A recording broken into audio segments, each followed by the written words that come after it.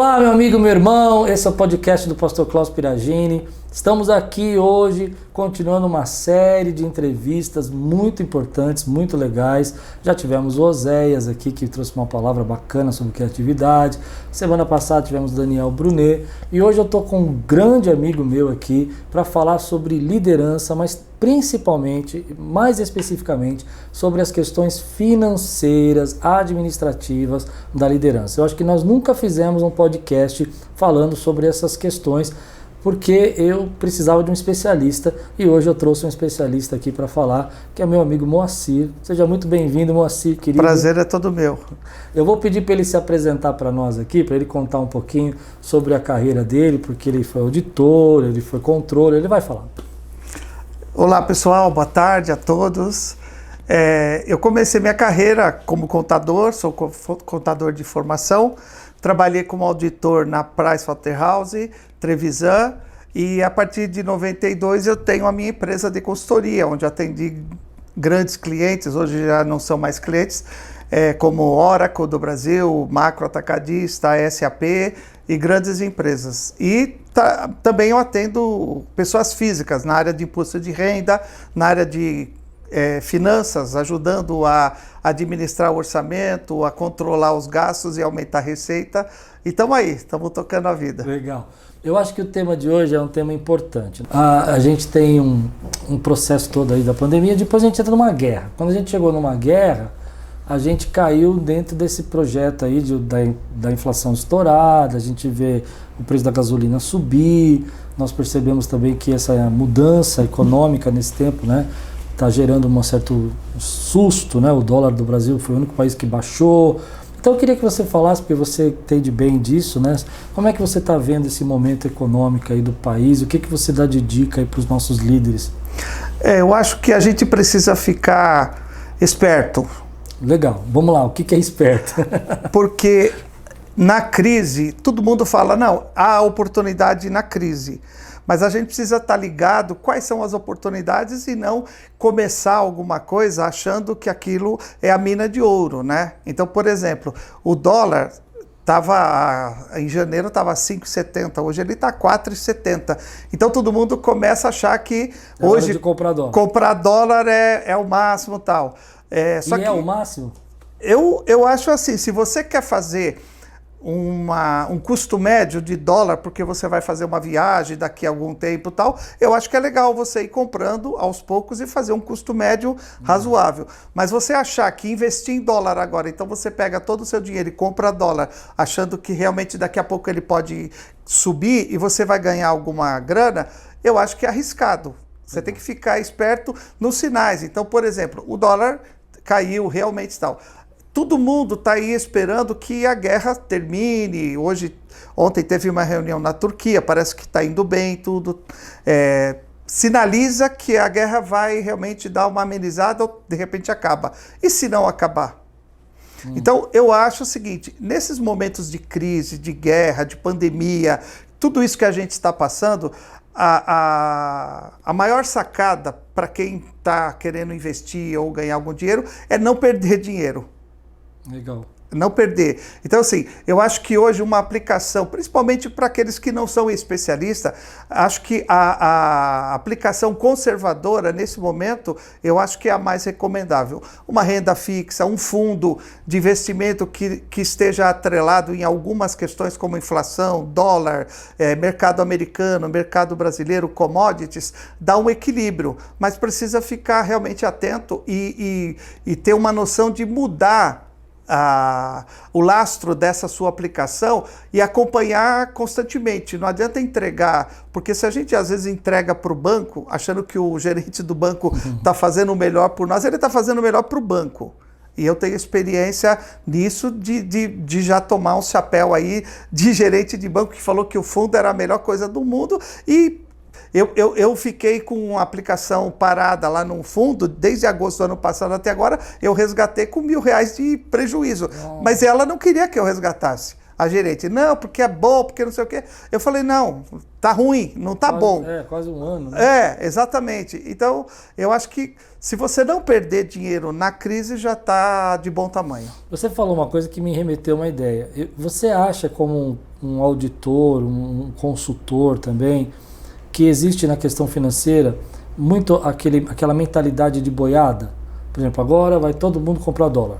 Agora, porque alguém falou que o dólar está barato, e a gente vive embaixo um pouco dessa mentalidade de boiada, sabe? Com certeza existe, e a gente está muito recebendo muita informação de todos os lados, né? Principalmente de youtubers que vendem sonhos, que vendem milagres, né? De você vai ficar milionário, vai ficar rico e tal. Então, assim, o dólar caiu, daqui a pouco tem 30 youtubers falando do dólar.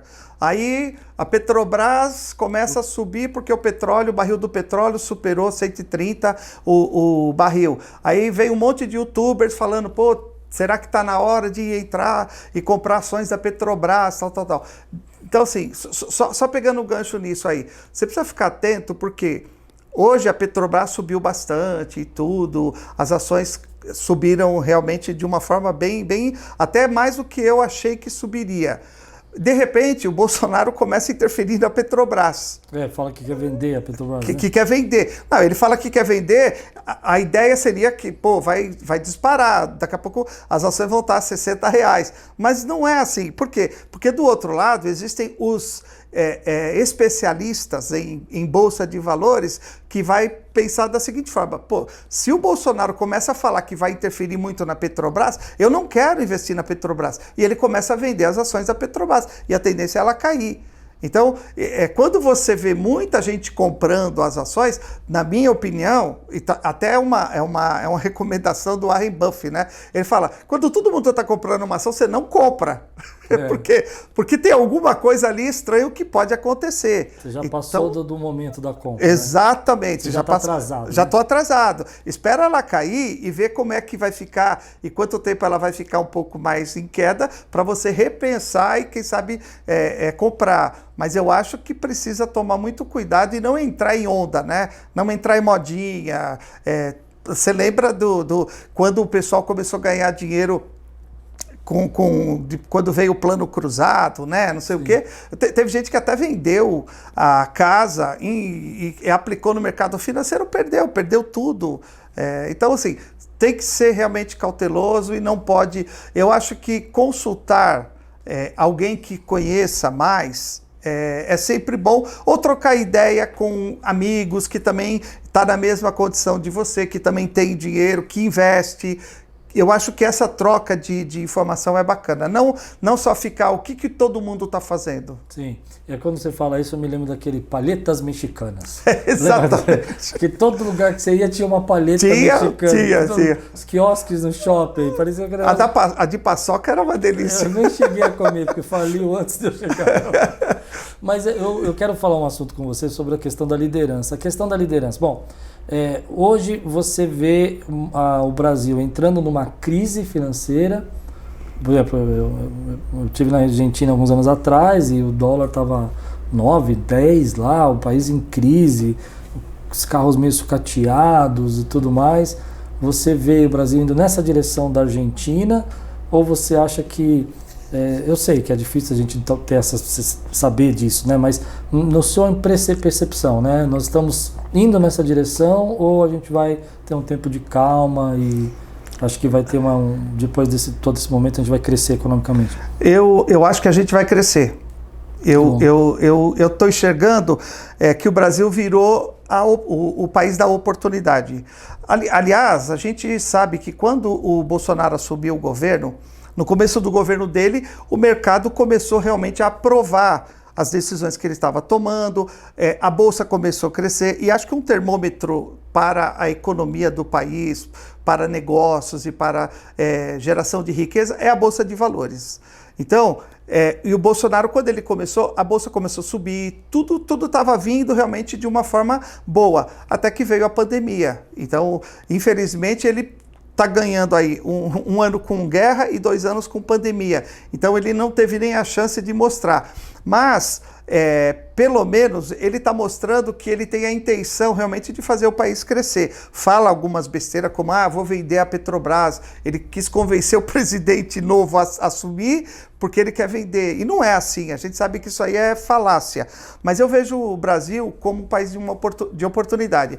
E uma das outras razões que eu estou falando isso é porque é o seguinte, o Brasil faz parte do BRICS. Sim. E a Rússia hoje deixou de ser realmente um país que vai ser um país de oportunidade por algum tempo. A guerra, mesmo que acabe a guerra e tal, até a confiança do mundo na Rússia de investimento e tudo mais vai demorar um pouco. E por que a Bolsa hoje está crescendo bastante? Porque muitos estrangeiros estão trazendo dinheiro para o Brasil e estão investindo aqui. Uma das razões do dólar estar caindo e da Bolsa estar crescendo. Se realmente essa situação da guerra melhorar, terminar e estabilizar, eu acredito que mesmo com eleição, coisa que eu estava achando que ia ficar meio freado, mesmo com um país que vai ter esse ano a eleição, eu acredito que nós vamos ter um momento de calma aí e de um crescimento melhor esse ano. Legal. Agora, você acha que o líder, né, hoje, ele é um cara preparado para administrar as finanças dele? Não, com certeza não. Por que com certeza? Porque você diz o líder de uma casa, o líder de uma empresa... Líder de uma MEI, o líder de uma... Não, uma pequena empresa. Eu acho que... Deixa eu formular melhor, né? Que eu acho que eu joguei uma batata quente aqui. Eu penso que a maioria das pessoas que abrem as suas empresas, elas não entendem que elas também são administrador financeiro. Uma grande empresa, que ali você já fez consultorias e auditorias, eles tinham lá o departamento financeiro, o departamento de marketing, o departamento jurídico. O camarada está começando uma empresa, ele é tudo isso. Ele é o departamento jurídico, é o departamento financeiro, ele é o departamento de marketing, ele é o vendedor que vai bater em porta. O que eu percebo, essa é uma impressão minha, eu quero que você fale sobre isso, é que a maioria deles não estão preparados para as finanças, eles estão preocupados em vender, estão preparados em fazer recursos girarem, né, em entrar clientes, mas a vida financeira da empresa geralmente é deixada para uma outra pessoa, ou, na verdade, é tocada... Não é deixado para ninguém, né? Exato, isso. O que você pensa disso? O que você orienta no pessoal? O que eu vejo de tudo isso, na verdade, quando o governo lançou essa ideia da MEI, sim, que é realmente uma microempresa individual, microempreendedor individual, facilitando tudo, simplificando tudo. Então todo mundo achou que era maravilha abrir uma MEI, começar a trabalhar e beleza.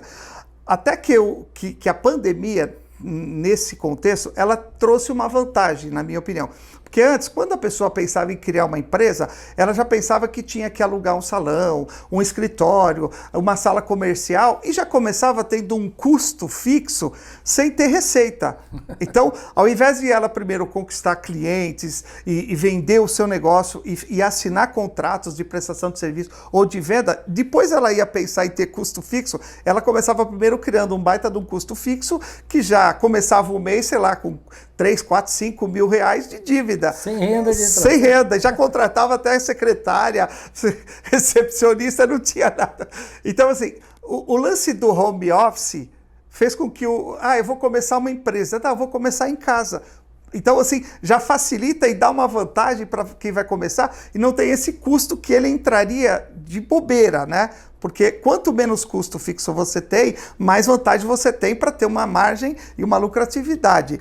Só que a simplificação da MEI e das obrigações que ela tem junto ao fisco e tudo mais, não simplifica a vida da empresa. E muitos empresários esquecem que a MEI ela tem uma personalidade jurídica diferente da personalidade do criador da MEI, que é a pessoa física. Sim. Então você passa a ter agora uma pessoa jurídica, que é a MEI, que vamos supor, Moacir Georgetto, e tem o Moacir Georgetto, que sou eu. Então eu tenho que cuidar das minhas finanças e eu tenho que cuidar das finanças e das obrigações da MEI. Então, eu não posso usar a mesma conta corrente, eu não posso usar... eu tenho que ter uma contabilidade para MEI, eu tenho que separar o que é da minha empresa e o que é meu pessoal. E Na grande maioria é uma bagunça isso, né? É uma bagunça, usa a mesma conta, pega a conta da esposa para receber dinheiro da empresa e tal. E isso acaba descaracterizando um princípio contábil que é interessantíssimo e faz tudo ficar um pouco mais sério, que é o princípio da entidade. A partir do momento que você criou uma empresa, ela é uma entidade, você tem que cuidar dela como uma entidade totalmente separada de você. Só para o pessoal entender, entidade aqui não é no âmbito espiritual. Não, com certeza não. Mas fala da entidade que é muito interessante. Isso uma pessoa, é como se você tivesse um filho, né? Quando nasce o filho, tem o marido e a esposa. Aí nasceu um filho, aí tem o pai, tem a mãe, tem o filho. O filho é uma outra pessoa. Então ele requer cuidados diferenciados do que você tinha antes dele nascer. A empresa é a mesma coisa. Então agora que você criou uma empresa, você tem que cuidar da receita dela, dos custos dela, das despesas dela e realmente de como que ela vai receber o que ela vendeu, o que ela prestar serviço, como você vai pagar os fornecedores dela, se ela tem um aluguel para pagar, os impostos, os tributos que incidem sobre o negócio que você está criando. E a MEI, ela é simplificada, mas ela tem obrigações. Então, todo mês você tem que pagar o tributo que é inerente à MEI e tem obrigações anuais também que você precisa apresentar para o fisco.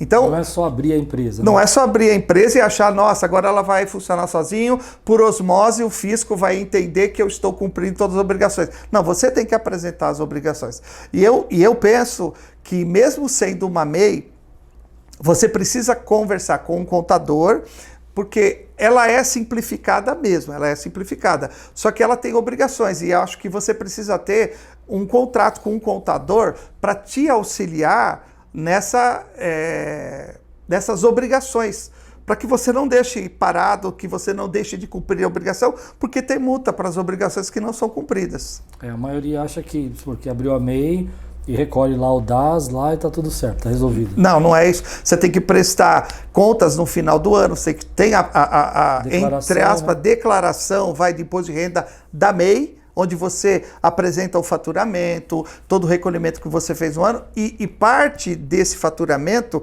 que seria o lucro líquido que sobrou, ele é revertido para quem?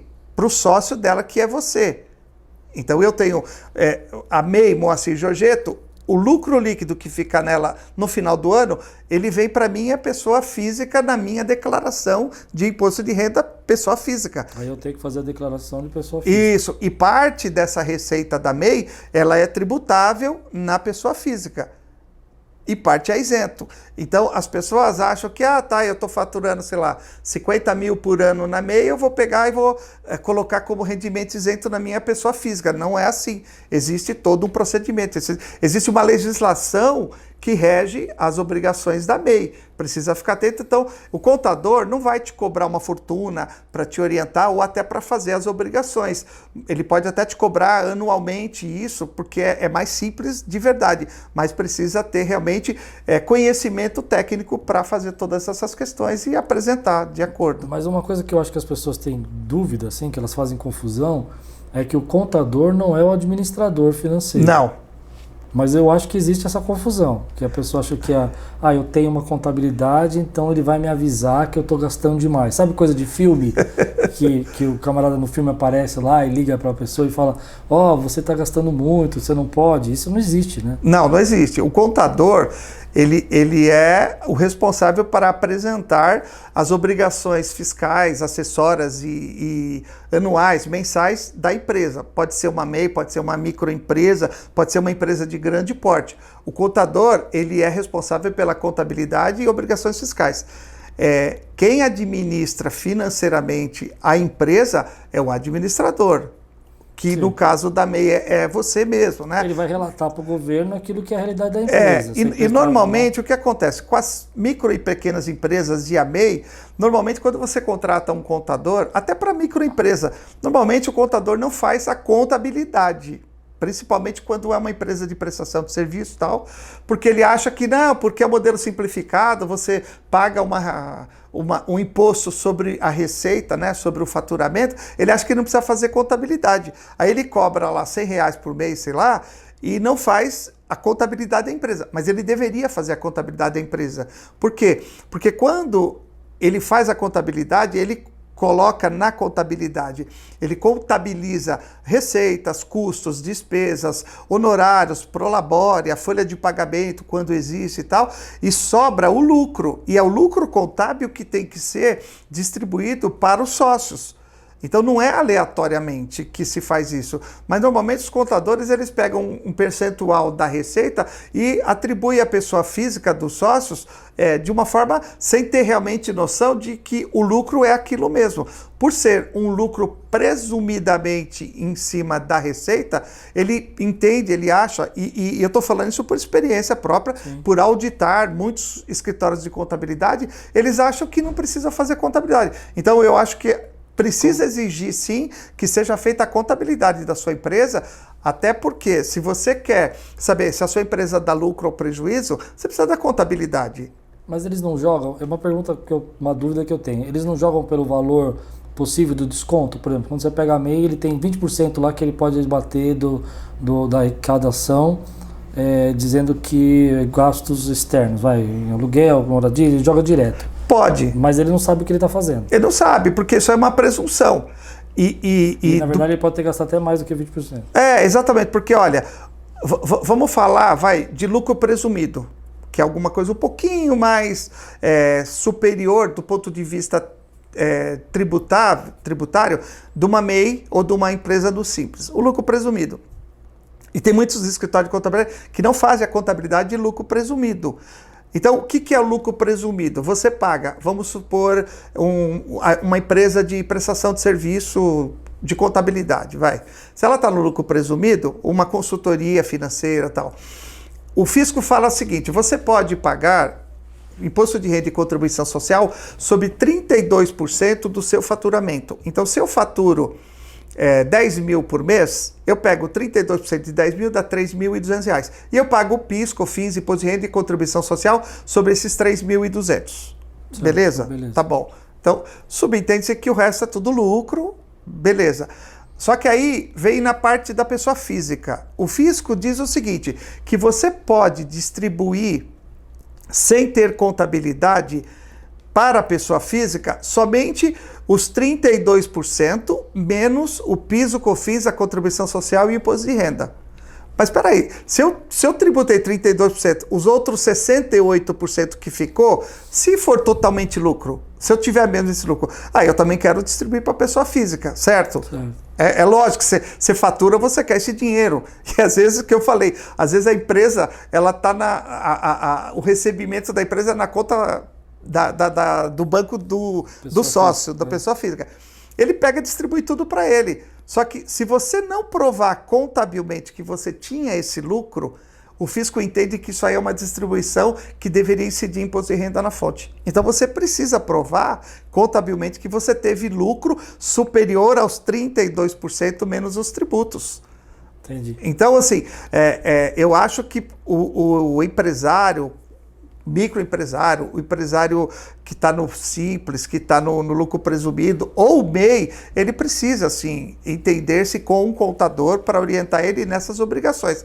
Agora, se ele não quer, ele acha que não pode, ele quer saber se a empresa dele dá lucro ou prejuízo, ele precisa contratar alguém que o ensine, no mínimo, a administrar essa parte financeira e elaborar através de uma planilha, alguma coisa, onde ele vai lançar de uma forma simplificada, como um orçamento mesmo, tudo que ele está vendendo, tudo que ele está comprando, tudo que ele está gastando e o que está sobrando, para pelo menos ele ter uma ideia se o negócio dele é realmente lucrativo. Mas o que eu vejo assim, na prática é que a maioria acha que isso não vai dar nada.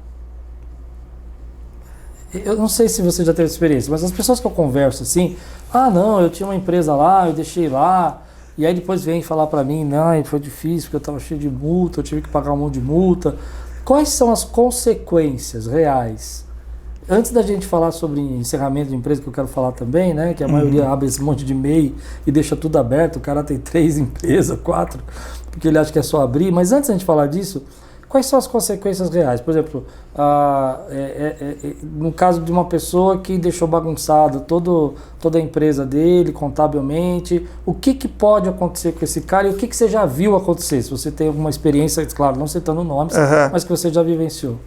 Existem 2 consequências e o momento dessa consequência aparecer são distintos.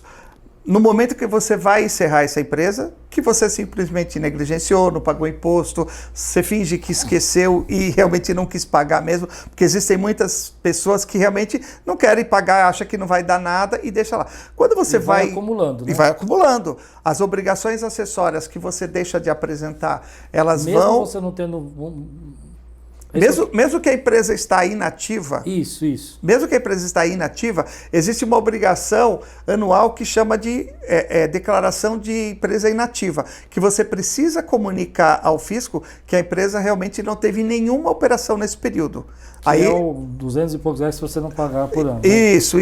E aí você comunicou, quando a empresa voltar a ter atividade, você volta a apresentar as obrigações de uma empresa ativa, certo? Então isso é a primeira coisa. Um segundo ponto que eu acho que realmente é importante, a pessoa nota que pisou na bola e deixou uma empresa lá de uma forma negligente, é quando você entra de sócio com uma outra empresa. Você é convidado a ser sócio de uma empresa de um amigo seu, ou você conheceu alguém que quer montar uma sociedade contigo. Você vai entrar de sócio com ele, quando você manda registrar essa empresa, quando chega lá na Receita Federal, eles vão identificar que você tem uma empresa que está com as obrigações atrasadas, que está com o nome negativado lá na Receita Federal, e aí vai dar problema, você não vai poder entrar de sócio, você tem que legalizar. E quando você vai legalizar, pode ter um monte de multas e obrigações que você precisa cumprir, e aí não tem como fugir. Mas dá cadeia? Cadeia não. A única coisa que dá cadeia no Brasil na questão tributário é apropriação em débito, né? Que é assim, você reter, por exemplo, você me emite uma nota fiscal contra mim. Eu vou reter imposto de renda seu porque o seu serviço diz que eu preciso te pagar, mas eu tenho que reter 1,5% de imposto de renda da sua nota fiscal, certo? Aí eu retenho. Esse dinheiro que eu retive, eu te pago o valor líquido. Então, eu te pago 98,5% e retive 1,5% da sua nota. Esse dinheiro não é meu. Sim. Eu vou ter que recolher para o fisco. Se eu não recolher, e se eu for fiscalizado e o fisco identificar que eu me apropriei indevidamente de um dinheiro que era dele e eu retive de você, isso dá cadeia. Então, por exemplo, o INSS entra nisso, o fundo de garantia... INSS, fundo de garantia não, né? Porque o fundo de garantia... do funcionário e não paga o fundo Não, o fundo de garantia você não retém do funcionário. Você retém do funcionário o INSS. O fundo de garantia... é verdade, é a empresa que paga, né? É a empresa que paga. O INSS, Imposto de Renda, o ISS... Que é no âmbito municipal. E pensão alimentícia também da cadeia. Mas tem uma coisa que você me falou que eu fiquei pensando. As consequências, então, seriam, por exemplo, a multa vai ficar lá, seu nome vai ser negativado, né? Você não pode tirar passaporte, não pode sair do país porque você cai na dívida ativa. Se você chegar a cair na dívida ativa, aí começa realmente a ter... Mas demora para cair na dívida ativa e tal. Mas cai, né? Cai. Aí quando cai, bloqueia, né? Cai. Você sabe que eu tive um caso desse, é muito engraçado. Eu fiz uma...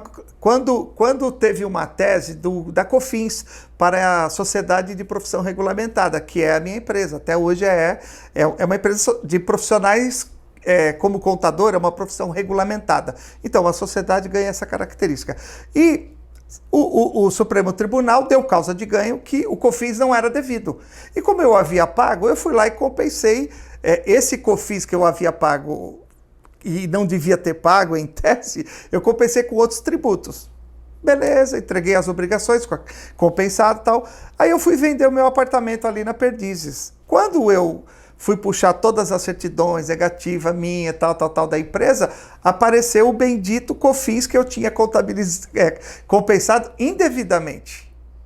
e estava na dívida ativa. Só que eu não fui comunicado, porque eu tinha mudado de endereço, eu não sei que cargas d'água aconteceu. Bloquearia a venda? Bloquearia a venda. Mas como eu estava vendendo para uma pessoa física, estava tratando tudo diretamente com ele, eu fui atrás. Não tinha financiamento envolvido. Ele ia fazer um financiamento, ia.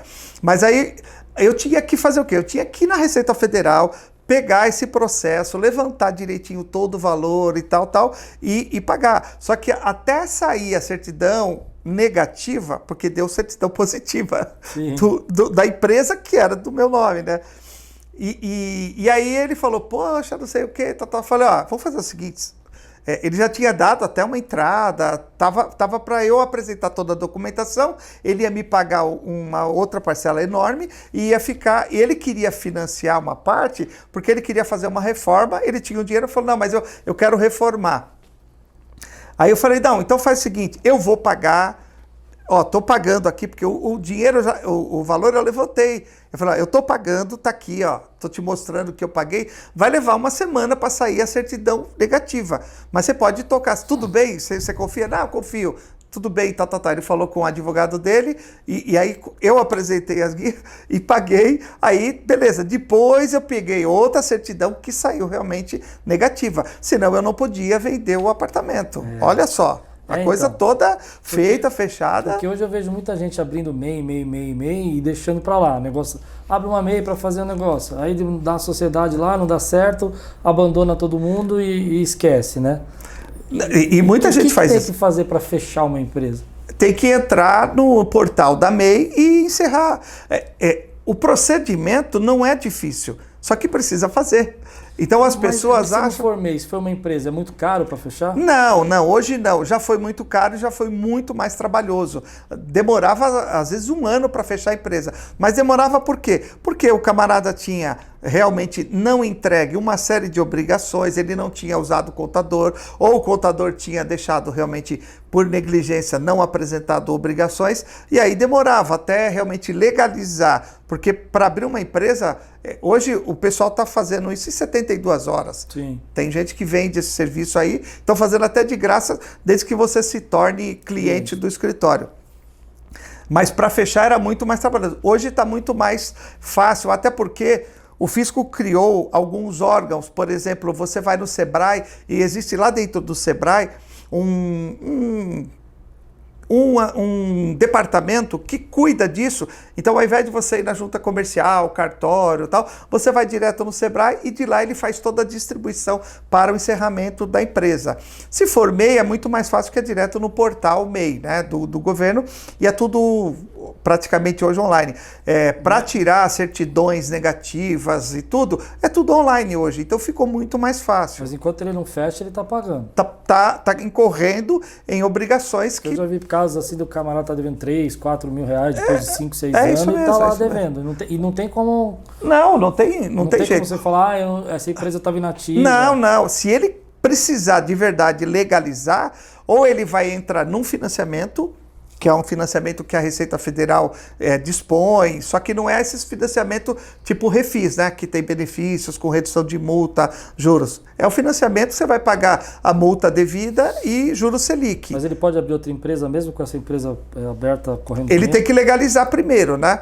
Então ele vai, ele pede um financiamento dessas obrigações que estão... Até MEI, né, moço? Até MEI. Se ele tiver uma empresa, mas ele quiser abrir uma MEI... Porque eu vi um caso assim recentemente aqui.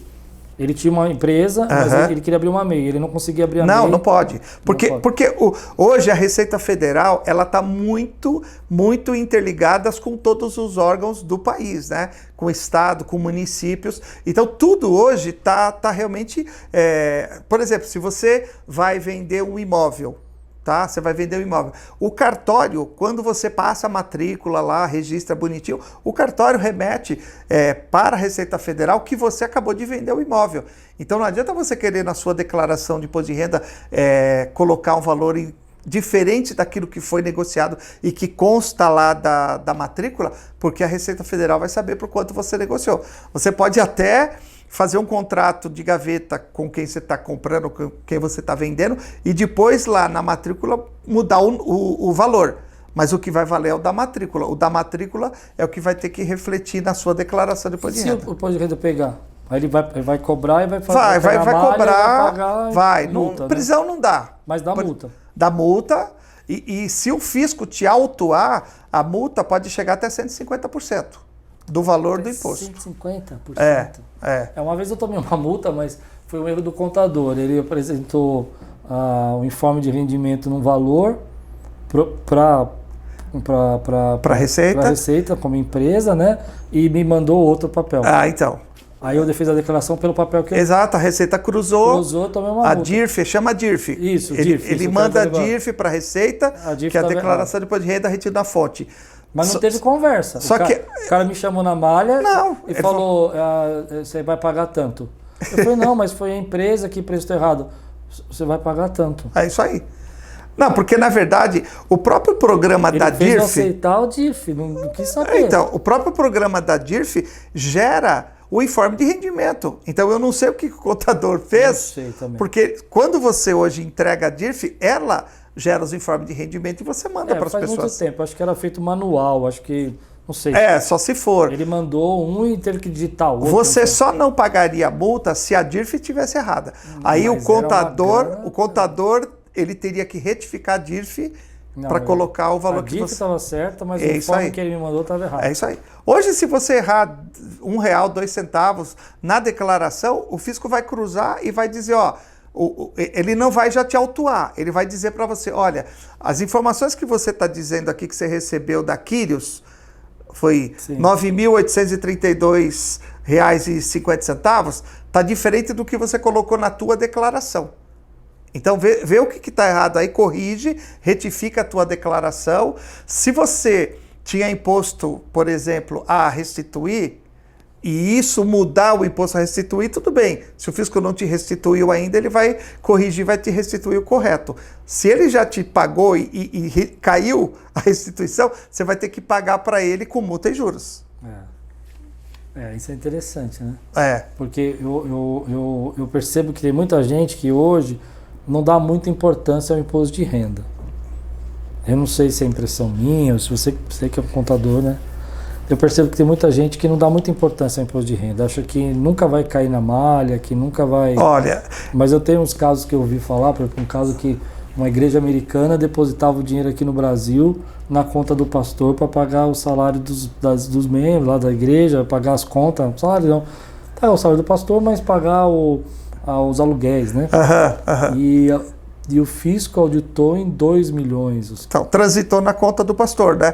O fisco dos Estados Unidos para o Brasil. O fisco entendeu que tudo era rendimento do pastor. E não teve como ele falar que não era. Não teve, porque assim, se entrou na conta dele e ele gastou, porque o fisco, ele não Mesmo ele comprovou que está pagando aluguel para a igreja. Então, mas o fisco não quer saber como você gastou o dinheiro que você ganhou. Isso é bom. Não, porque assim... Isso é ótimo, né? A gente acha que ele quer saber como ele gastou. Não, ele não quer saber. Ele só vai querer saber, se você apresentar patrimônio, ele quer saber que você tem renda, ou tributável, ou isenta, para comprar esse bem. Mas se você não apresentar nenhum bem, ele não quer saber se você ganhou R$100 mil e gastou com viagens. Ele não cuida da sua vida, você gasta o seu dinheiro do jeito que você quiser. Mas uma vez que você diz que você comprou um bem, ele quer saber como que você comprou. Então, só para você ter uma ideia, a declaração de imposto de renda. Eu já peguei cada uma barbaridade. E há uns 2 anos atrás, um amigo veio me procurar para eu dar uma olhada na declaração de imposto de renda dele e da esposa dele, que era um amigo dele, que fazia há muito tempo e tal. E conversando, eu dei umas dicas para ele, ele falou, dá uma olhada na minha. Só para você ter ideia, o amigo dele pegava o informe de rendimento dele, lançava no programa da Receita e entregava o dele e da esposa dele. Não tinha declarado a casa que ele tinha comprado, o carro que ele tinha, o que ele tinha de investimento no banco, ele não colocava nada. Aí, outra coisa, a esposa dele ela era dependente do plano de saúde que ele pagava lá na empresa. E como ela não era dependente dele da declaração de imposto de renda dele, ela podia deduzir na declaração dela o plano de saúde que ele pagava. Mas o fisco não perguntar quem que paga. Não, está no meu nome, está no meu CPF, ele deduz que eu que pago. Se eu tenho renda para pagar e eu vou declarar na minha declaração, para ele está tudo bem. Então, quando eu dei de cara, eu falei, mas cadê tua casa? Cadê? Você não tem grana no banco e tal? Ele simplesmente pegava o rendimento, colocava o que teve retido na fonte, INSS, e entregava assim. Então eu tive que retificar 5 anos para corrigir a compra da casa. Ele caiu na malha, tudo? Não caiu. Mas sabe por que não caiu? Porque nessa ocasião ainda não estava toda essa questão de cartório e tudo mais vinculado. Mas agora cada vez mais está pior, né? Ele tinha caído na malha fina porque ele estava pegando nota de médico, hospital e tal, e estava jogando lá até que realmente o fisco abriu o olho e falou, pô, peraí, eu quero agora que os hospitais me digam quem que comprou serviço lá, né? Porque antes todo mundo jogava despesa médica, hospital lá e deduzia... E não checava e não era checado. Agora é checado. Então o fisco glosou, ele acabou caindo na malha fina, pagou uma fortuna lá. Mas você vê que a declaração de imposto de renda é muito importante. As pessoas negligenciam isso também, acham que sabem fazer, mas não é tão simples assim. Para a gente ir para o final, assim, já falando sobre declaração, que é um assunto que eu queria tratar também. Por exemplo, se o plano, você pega reembolso no plano de saúde. Certo. Né? Então, quer dizer, você não pode declarar isso, o reembolso foi integral. Não, mas você tem que informar quanto que foi a nota. Então, por exemplo, você foi numa consulta R$500 e o plano te reembolsou os 500, você vai informar o número do CNPJ, o nome da empresa, R$500, reembolsado R$500, beleza. Se você foi reembolsado só em R$300, você informa, paguei 500, fui reembolsado em 300, os 200 eu posso deduzir da declaração de imposto de renda.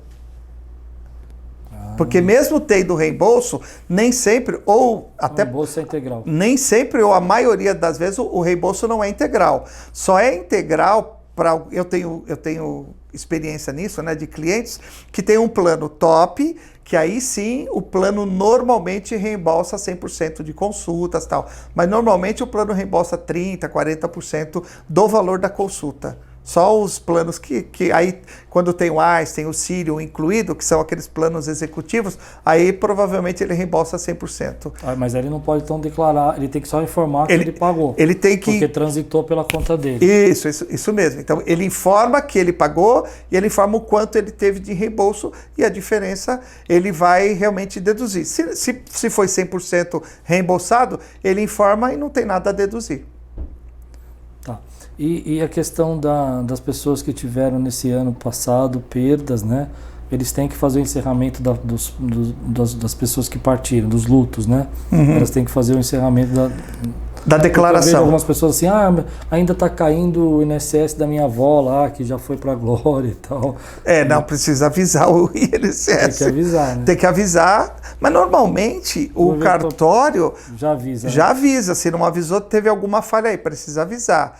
E assim, se você teve algum parente que teve realmente a morte, né, que faleceu, e que entregava a declaração de imposto de renda, se ela não tem nenhuma partilha, não tinha nenhum bem para partilhar com os familiares, não precisa fazer declaração de espólio. Você faz a última declaração, entrega, beleza. Mas se tivesse, por exemplo, bens, imóveis, né, automóveis, contas em banco, que vai ter um inventário, aí precisa realmente abrir uma declaração. Então vamos supor, a pessoa faleceu em 2021 e a partilha começou em andamento e não foi encerrada, a declaração do ano 2021, que a gente está entregando agora em 2022, você vai fazer como declaração de espólio.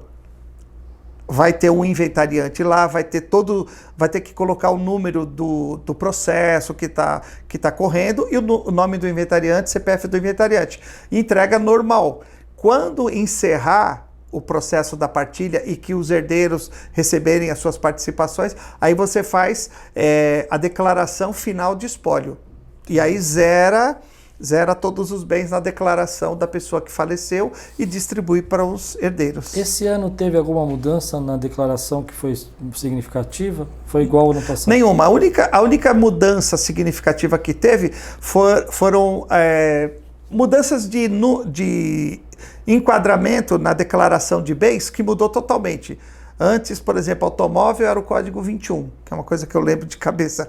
Agora não é mais assim. Então, eles criaram novos grupos para você enquadrar bem a bem. Então, aplicações financeiras, antes era um grupo só de aplicação financeira, depósito à vista e tal. Hoje tem uma só de fundos, outro de renda fixa, outro só de contas, aplicações que entra poupança, renda fixa e tal, outro só de conta corrente.